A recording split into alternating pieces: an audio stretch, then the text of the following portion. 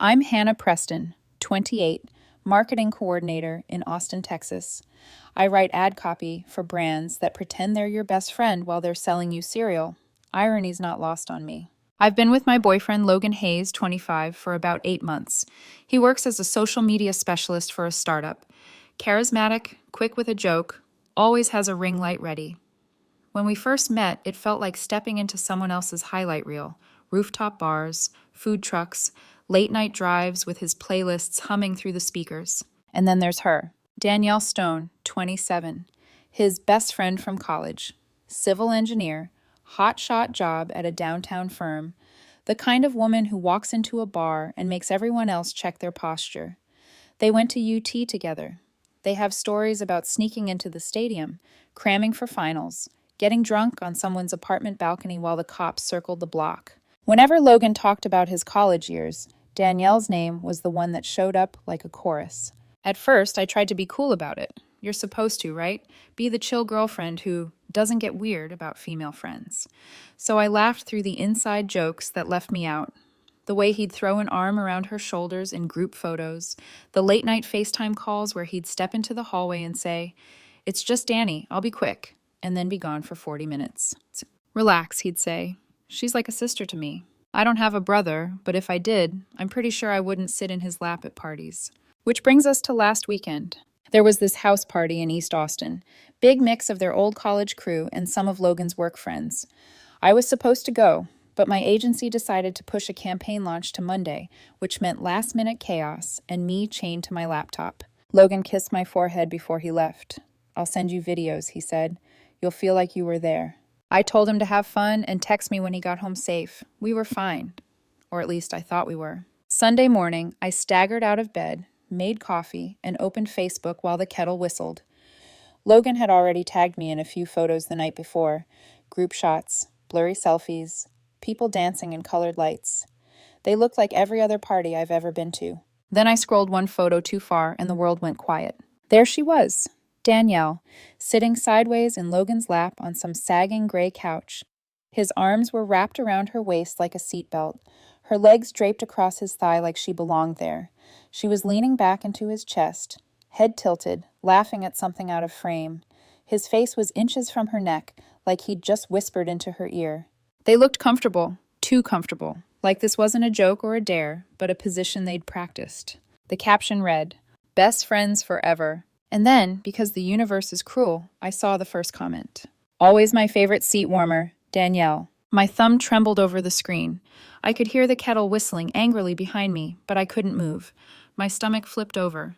Not the butterflies kind of flip. The I might throw up kind.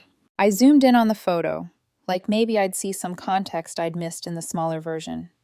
A crowd of people urging them on, a giant truth or dare sign in the background. Something. All I saw were their hands. His hand splayed across her stomach. Her hand, resting casually on his forearm. Familiar. Intimate. I called out, "Hey Siri, call Mom," then canceled it. What was I going to say?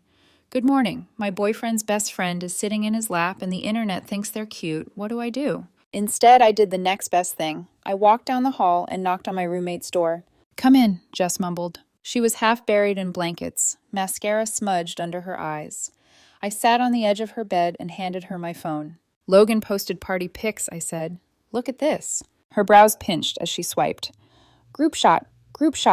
Oh, that's a cute one of you two from last week. Wait, this is from last night?" "Scroll one more," I said. She did, and then she went very still. "Hannah," her voice changed. "Is that—" "Danielle," my throat felt tight, sitting in his lap. Jess stared at it for a long moment. "Yeah, no, that's not like a sister."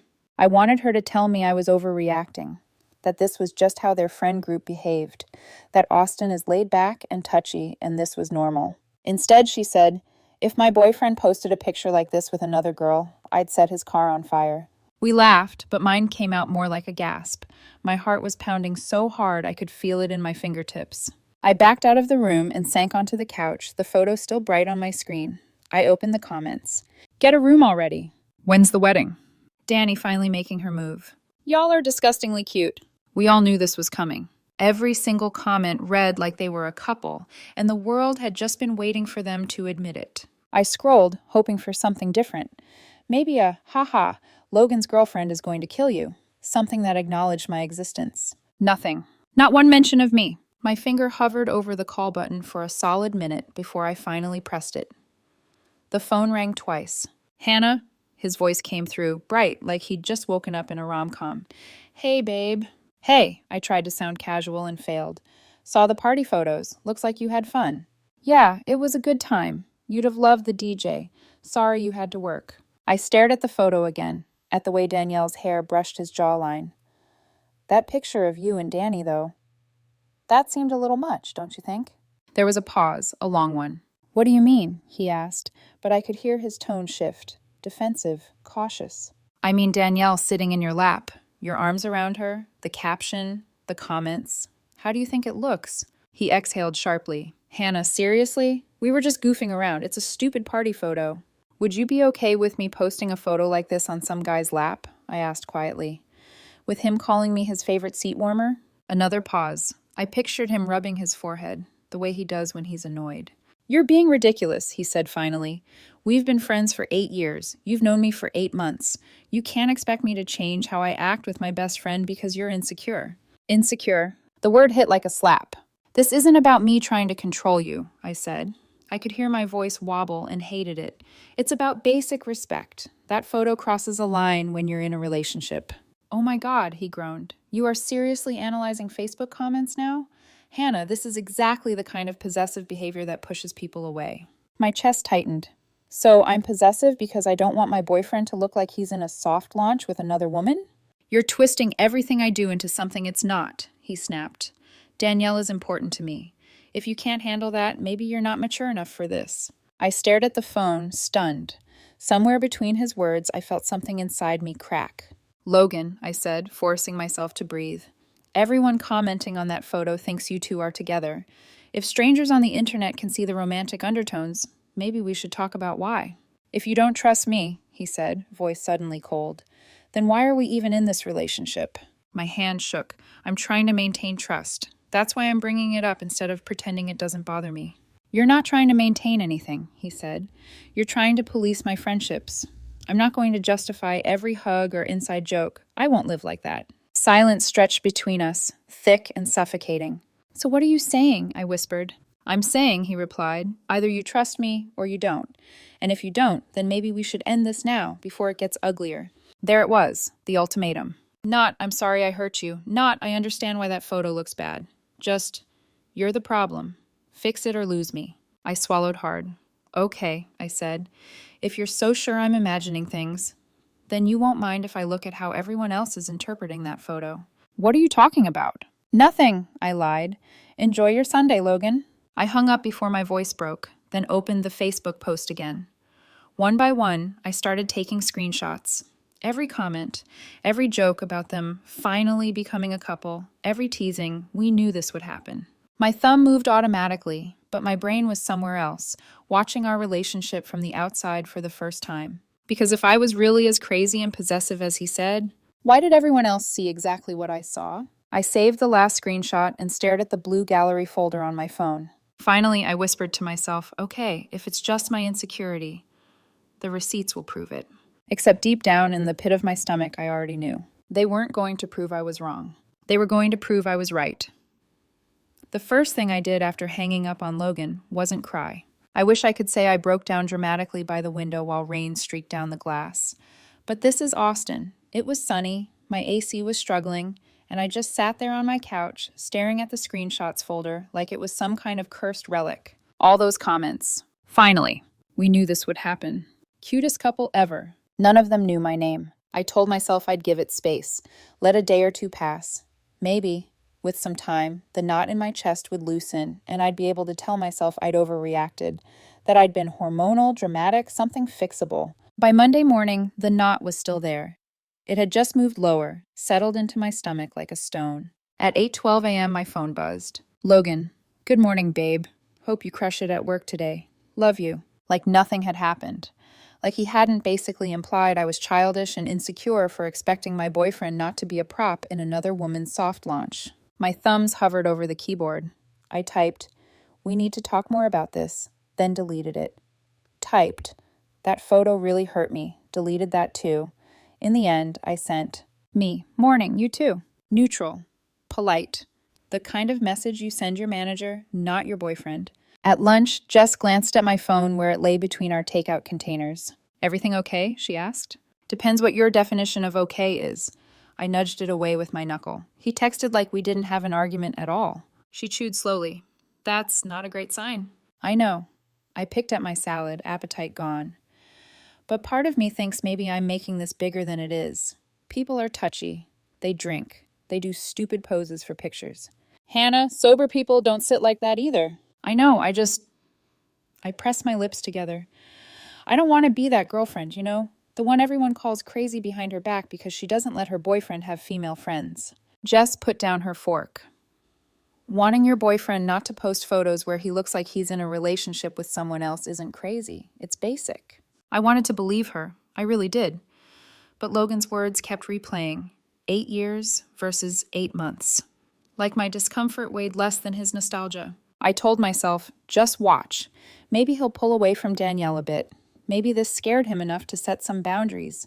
That fantasy lasted exactly one day. Tuesday evening, I was half listening to a true crime podcast while answering a late email when my phone lit up with a text from Carlos.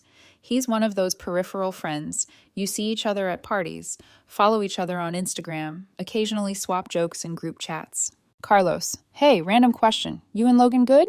My heart dropped straight through the floor. Me: "Define good." 3 dots appeared, disappeared, appeared again. Carlos: "Was on Rainy last night. Saw him at Container Bar." Carlos: "Thought you were with him until I realized it was Danielle." Carlos: "They looked close. Didn't want to get in your business, but figured you'd want to know." I stared at those 3 lines of text. The room seemed to tilt. Me: "Just them? No group?" Carlos: "Just them, little high top in the corner, sharing drinks, heads close, laughing." Carlos: "If it was me and some girl, my girlfriend would call it a date." A weaponized kind of calm slid over me. The same kind I get when clients give impossible feedback, and I have to smile and say, "Of course we'll fix it." Me: "Thanks for telling me. Please don't say anything to anyone yet." Carlos: "Won't. Sorry, Hannah." I put my phone face down on the coffee table and stared at the ceiling. He'd told me I was immature for not trusting him with Danielle, and now he was out with her, alone, on Rainy, looking like they were on a date. It wasn't even the drinks that hurt the most.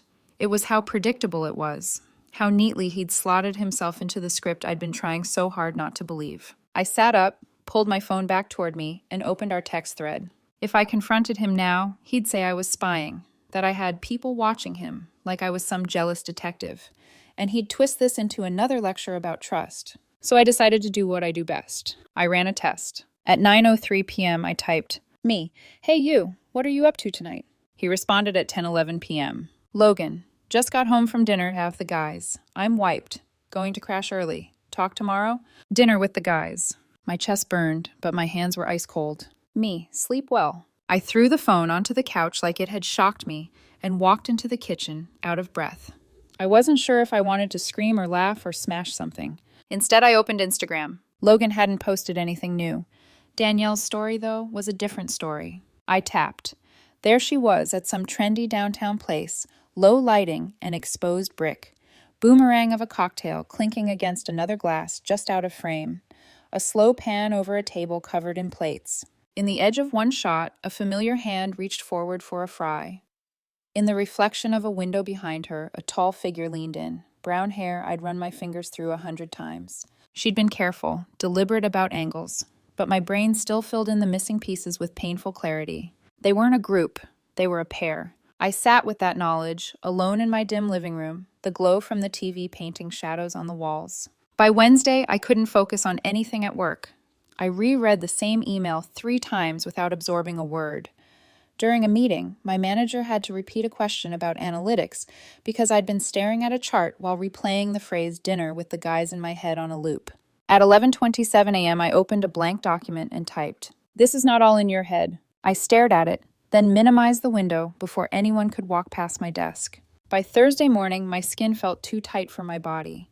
I hadn't slept, my eyes were puffy, and my heartbeat spiked every time my phone buzzed, even when it was just spam or credit card alerts. I looked at Logan's name in my contacts and felt tired, not angry, just exhausted. I needed to see him, not through a screen, not through a carefully angled story, in person. Before I could overthink it, I emailed my boss and said I wasn't feeling well.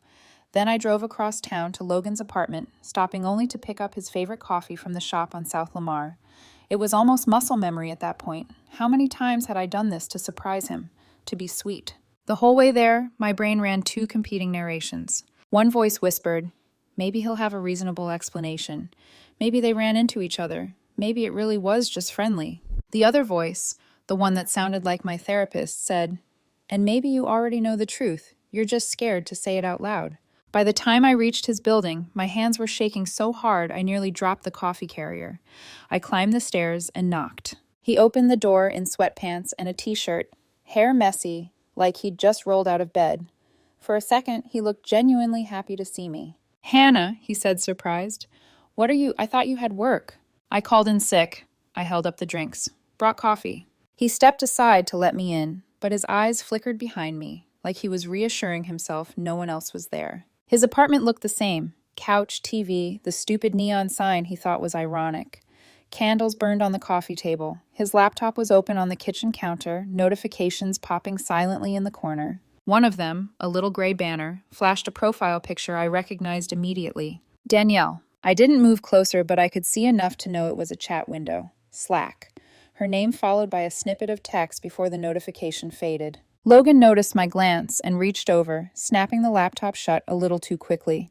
Work stuff, he said. What's up? I set the coffee carrier down on the counter, suddenly wishing I'd brought something stronger. I know you were with Danielle on Tuesday night, I said quietly. For a heartbeat, his face went completely blank. Then he forced a laugh. What? Carlos saw you, I said. At Container Bar, just the two of you, sharing drinks. He thought you were on a date. Logan's jaw tightened. Carlos needs to mind his own business. Maybe, I said, but that doesn't change the fact that you lied to me. He crossed his arms over his chest, classic defensive posture. I didn't lie. You told me you were out with the guys, I reminded him. You texted you'd just gotten home from dinner with them. That wasn't true. He rolled his eyes and ran a hand through his hair. I was out with a friend. What difference does it make if it was Danielle or one of the guys? You're so obsessed with her that it's like I have to hide the fact she exists just to avoid a fight. My vision went a little fuzzy around the edges. You didn't have to hide anything, Logan. You chose to, because you knew how it would look. Because you knew. Because I knew you'd react like this, he snapped. You'd twist it into some betrayal, even though it's completely innocent. Innocent? My voice rose before I could stop it. You went on a one-on-one night out with the same woman who sits in your lap at parties. You cropped yourself out of each other's stories like you were hiding an affair. And you lied about who you were with. That's not innocent, Logan. That's sneaking around. He shook his head, a bitter smile on his lips. You have such a talent for making everything look sinister. Or, I said slowly, I have a talent for noticing when my boyfriend prioritizes another woman's comfort over my trust. He flinched. Just a little, but I saw it. Hannah, he said, switching tones. Softer, almost pleading. Danielle has been in my life since I was 19. She was there before you, before Austin, before this job. She's seen me at my worst. I'm not going to cut her off because you're jealous. I've never asked you to cut her off, I said. I asked you to set boundaries. There's a difference. You're splitting hairs, he muttered. No. I forced myself to hold his gaze. Sitting in her lap is a boundary. Taking her out alone, lying about it, hiding her in your stories, that's a boundary. Telling me I'm immature because I notice all of that, that's something else entirely. He sighed dramatically. I can't live my life constantly reassuring you that nothing's going on. Then stop acting like something is. Silence fell between us.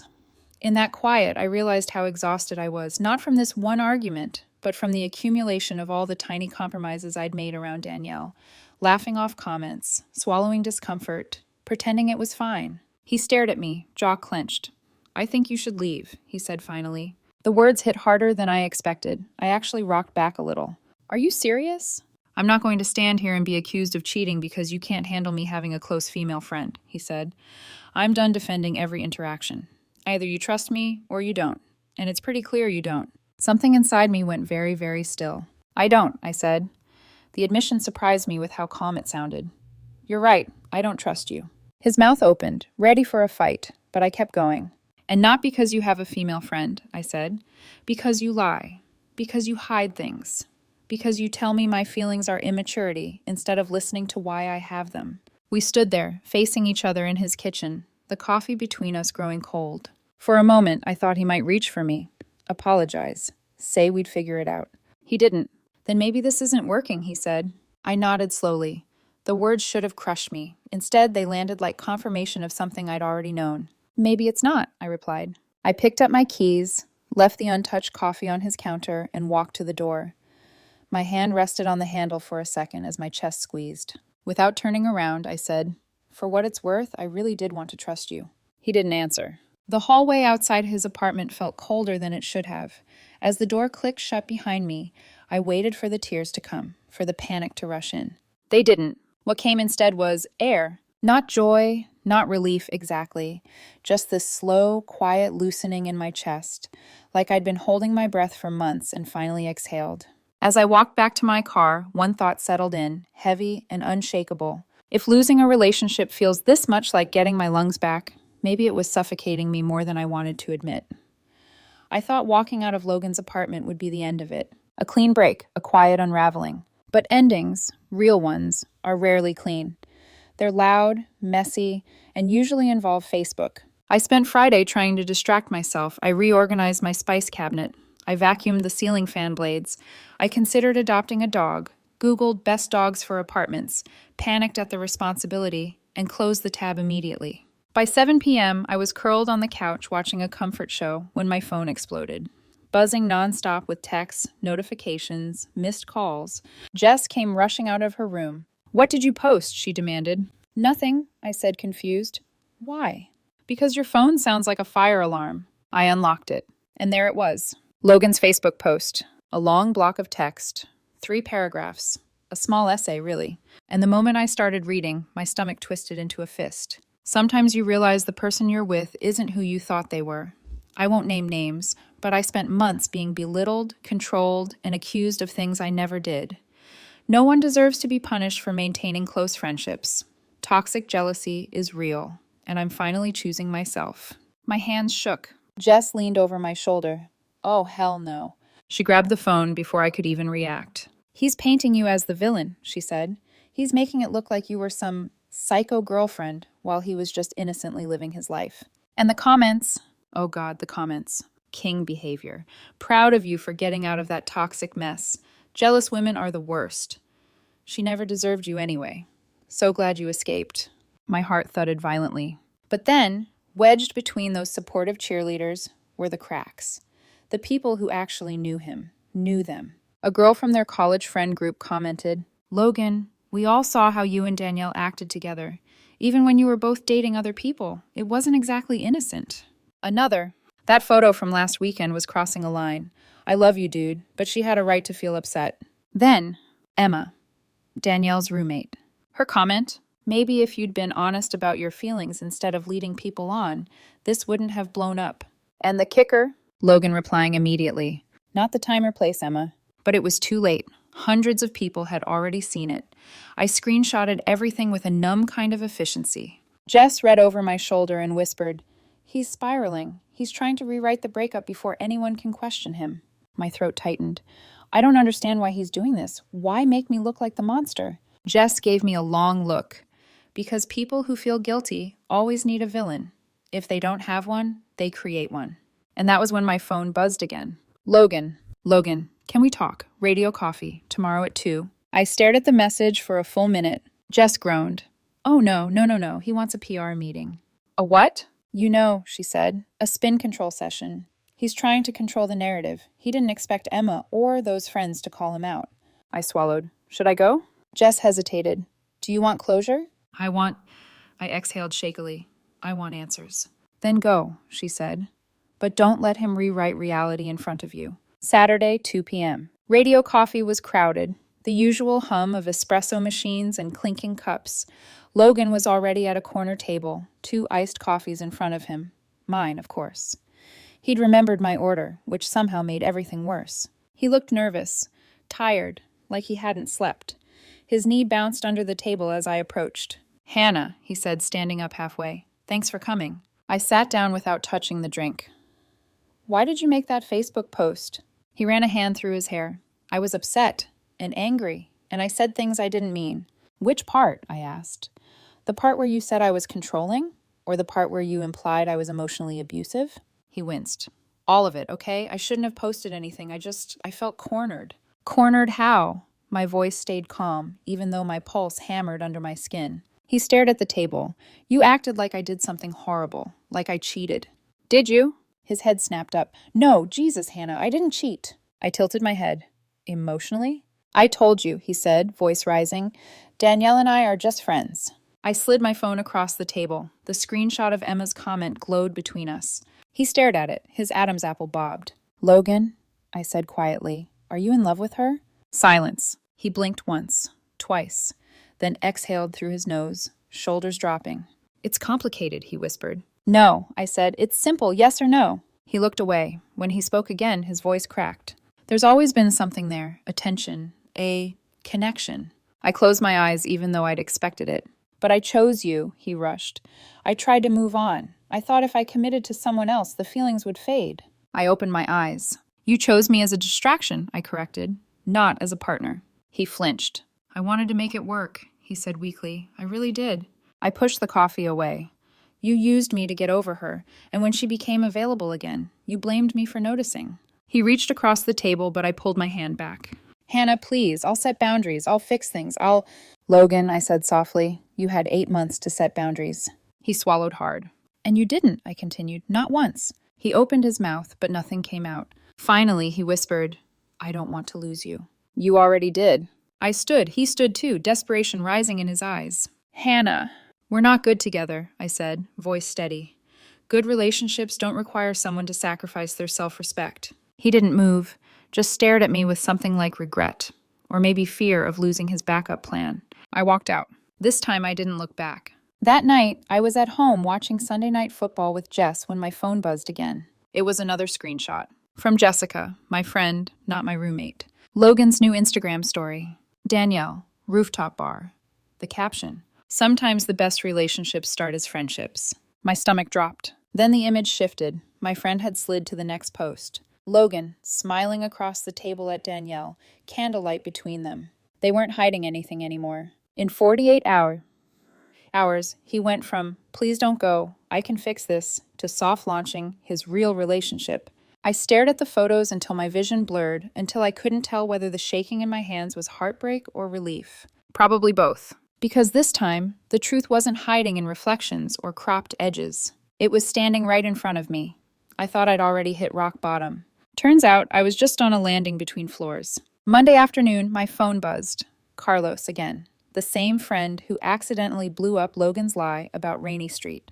This time his message was short. "Carlos, you need to see this." Attached was a screenshot of a group chat between some of Logan's coworkers. Right in the middle of the thread was a message from Logan. "Yeah, Danielle and I have been seeing each other for a few months now. Didn't want to say anything until it got serious." I read it twice, 3 times. My throat closed up. A few months. I sat on the edge of my bed, phone trembling in my hand, as if the words were physically vibrating through the screen. 8 months together, and he was claiming, publicly, that he'd been dating Danielle for 3 of them. Either he was lying to make himself look like less of a homewrecker, or he was telling the truth. And I had been the side piece, not the girlfriend, the placeholder. The emotional, warm body to occupy the space until Danielle finally chose him back. Jess walked into my room holding a bowl of cereal, mid-chew. The moment she saw my face, she dropped the spoon. "What happened?" she whispered. I handed her the phone. She read the screenshot, her jaw tightening. "Oh my God." She sat beside me, shoulders pressed against mine. "He's rewriting history," she muttered, trying to make himself look like he didn't overlap timelines. I swallowed hard. Or he's not rewriting it. Maybe that was the timeline. Jess didn't deny it. And that silence hurt more than anything Logan had thrown at me. Tuesday. The message that broke everything open. By Tuesday afternoon, I had convinced myself that I had seen every angle, every lie, every red flag. I was wrong. At 4:17 p.m., I got a message on Instagram from someone I never expected. Emma Rivera, Danielle's roommate. We'd talked before, at parties, in passing. She'd always been kind, quietly observant, the type of woman who notices things but doesn't say them unless necessary. Her message was short. Emma, can we talk? I think you deserve to know the truth. My heart thudded so hard it felt like a bruise. Me, I'm listening. What followed was a series of voice notes that changed the entire narrative of the last 8 months. I sat completely still, headphones in, listening to every crack in Emma's voice. The real story, according to Emma. Logan and Danielle had hooked up multiple times in college. Casual, hot and cold. The kind of situationship where he kept her close enough to hope, but far enough to never commit. Danielle spent years being strung along by him. Emma described it bluntly. Logan was her weakness. Every time she tried to move on, he'd find some excuse to pull her back. When Danielle got into her long-term relationship last year, she cut Logan off. And that's when he met me, when the void appeared. When Danielle's relationship ended, almost exactly 8 months ago, Logan started circling back. Slowly, subtly, reestablishing the old patterns. When Logan started dating me, Danielle was still half in love with him, and he knew it. According to Emma, he used me as a buffer. Her exact words were, I think he was trying to make himself look taken so he wouldn't seem desperate when he started pursuing her again. Danielle didn't take him seriously, until recently. Emma said, she was conflicted. She liked the attention, but didn't want to look like she was breaking up your relationship. But Logan kept telling her you were controlling and insecure, that you two fought all the time. My vision blurred. He'd primed her. He'd prepped the narrative, seeded the idea that I was the unstable one, so that when he finally made his move, she wouldn't feel guilty. The Tuesday night Rainy Street meetup? Not spontaneous. Emma said they'd planned it 2 days in advance, and Danielle had asked Logan directly, does Hannah know we're hanging out? And Logan had told her, she doesn't need to know. She freaks out about everything. I felt nauseous. My hands shook so badly I had to set the phone down. The worst part, Emma's last message. You weren't crazy. You weren't wrong. Everyone who's seen them together can tell something has always been there. They just finally decided to stop pretending. I sank back against my pillows. My chest felt carved out, scoop by scoop. For months, Logan had insisted I was insecure, jealous, controlling, immature, overreacting. And now here was the truth, spoken plainly. I wasn't any of those things. I was simply inconvenient to the story he wanted to tell. That night, I lay awake replaying every moment of our relationship with fresh clarity. The way he lit up when Danielle texted. How he always minimized my discomfort. The inside jokes I was never invited into. How she always stood beside him in group photos even when I was right there. The way he said, we're just really close, babe, while looking at her like she was the sun. It all made sense now. Painfully, vividly, undeniably. I wasn't the jealous girlfriend. I was the interim girlfriend. The stand-in. The emotional Airbnb he checked into until his forever home became available again. And once Danielle opened the door, he packed up and left without even looking back. I cried. Not the loud, dramatic kind. The quiet kind. The tired kind. The kind that comes from finally understanding just how long you've been lied to. When the tears stopped, I wiped my face, stared into the dark, and thought, at least now I know the truth, and knowing the truth is better than being fooled by a lie. Tomorrow, I would decide what to do with that truth. But tonight? Tonight was for grieving the version of reality I had believed in, because she deserved that much. The funny thing about heartbreak is how quiet the world becomes afterward. No more checking my phone every 10 minutes. No more anxiety spikes when I see a notification. No more mentally rehearsing conversations I'll never have. Just quiet. A strange, foreign kind of peace. I didn't expect that. Not after everything. Not after learning that I wasn't a partner. I was a placeholder. But sometimes the truth, as painful as it is, frees you more than it wounds you. 2 weeks later, I wish I could say I healed quickly, that I woke up the next morning and felt powerful and liberated. No. Healing came in inconvenient bursts, like when I was brushing my teeth and suddenly remembered the way Logan used to kiss my cheek while I rinsed, or when I grabbed coffee and accidentally ordered his drink instead of mine, or when an old playlist came on in my car and I found myself pulling over because the memories hit too hard, too fast. But every time the pain lasted a little shorter, and the clarity lasted longer. The truth stayed sharp. He wasn't my person.